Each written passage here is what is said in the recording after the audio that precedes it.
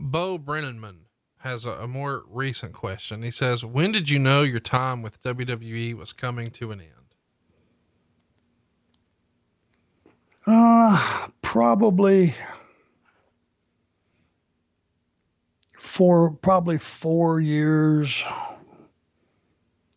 somewhere in there, before I got canned. I was getting blamed for stuff that was perceived to be my fault that wasn't my fault. My opinion was not valued.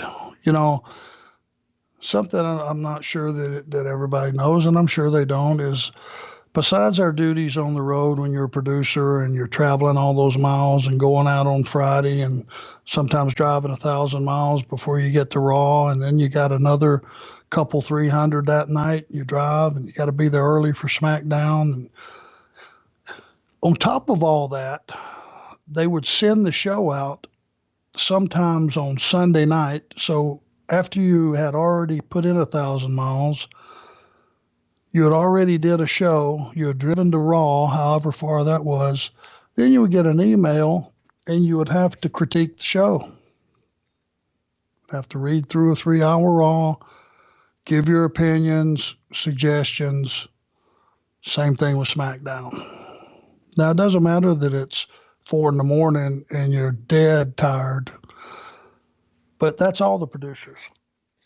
Very rarely in those last 4 years was anything that any one of us had offered, because you would get a sheet with the producer suggestions and names that go by with them, and they never would use any of those suggestions. And I knew when my opinion was no longer valued, and you would speak up, it would be taken the wrong way. It was almost like it was creative versus the producers, which was the farthest thing from the truth. We were doing all we could do to support their ideas. A lot of them we disagreed with and would voice it, and it would get kicked around the room. But by the time it got back to the beginning, it would just be what was written originally. I just felt like the last 4 years, I always kind of felt like I was one of those WCW guys. Always felt that way. Like an outsider. Yeah, outsider looking in, even though in total 18 years with the company, you would think my loyalty would be unquestionable. And I just felt like an outsider on the outside looking in. I never was comfortable. I never was in that. And I'd be honest with you, I didn't want to be in that inner circle, in my head up, Vince's ass or Hunter's ass or any of those guys' ass around.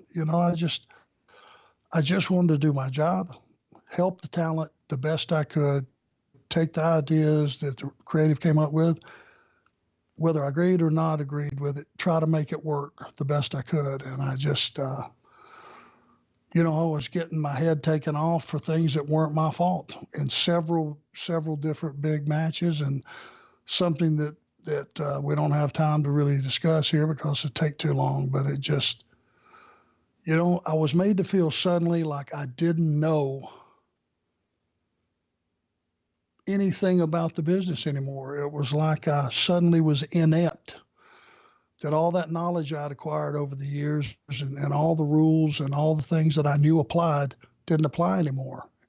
And, you feel pretty stupid after a while, after getting hit over the head with that.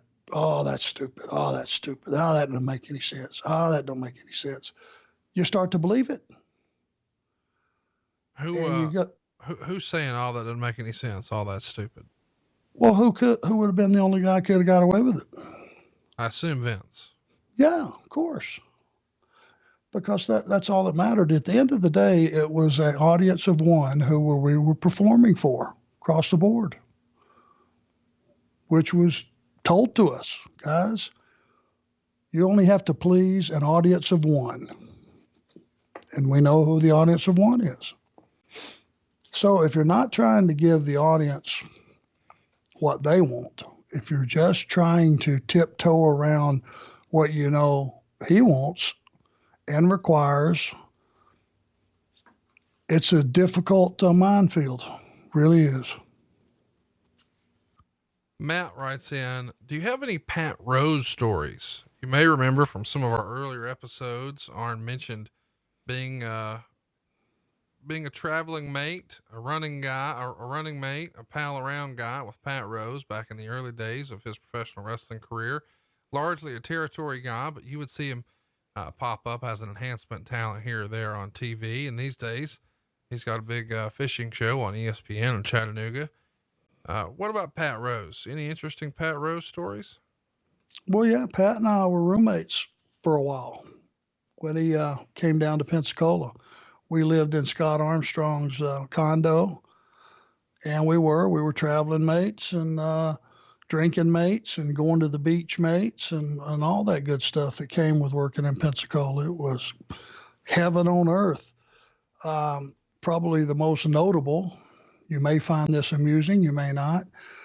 I had torn my groin and pretty badly, and I was still trying to work through it because in those days you just did not miss work. And when you were in a small territory and you were in a feature position, you know, there was no one to replace you. If people came to see you, they came to see you. There was no, you know, it wasn't like you could go pluck another guy that had a lot of TV experience or TV time or, you know, from out of the woodwork.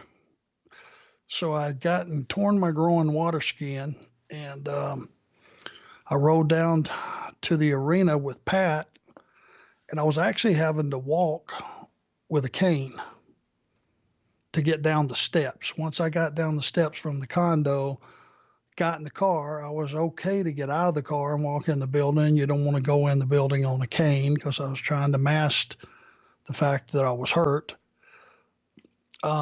So I left my cane in the car, and I had my favorite pair of beat around, I called them my high shoes. They were actually a pair of house shoes with no heel on them. So we'd be in the house drinking and all of our stuff, and when I get ready to sit down, I just sit down and flop them off. Thus they became my high shoes, my favorite beat around shoes of all time. So we go in, we work the show, we come back out. Pat's car has been repoed with my high shoes. Oh no. And my cane. That may not sound funny, but I needed them to get up the stairs, and that was my favorite shoes. And the kicker to it all was Pat's car payment was $99 a month. How do you get your car repoed when it's $99 a month?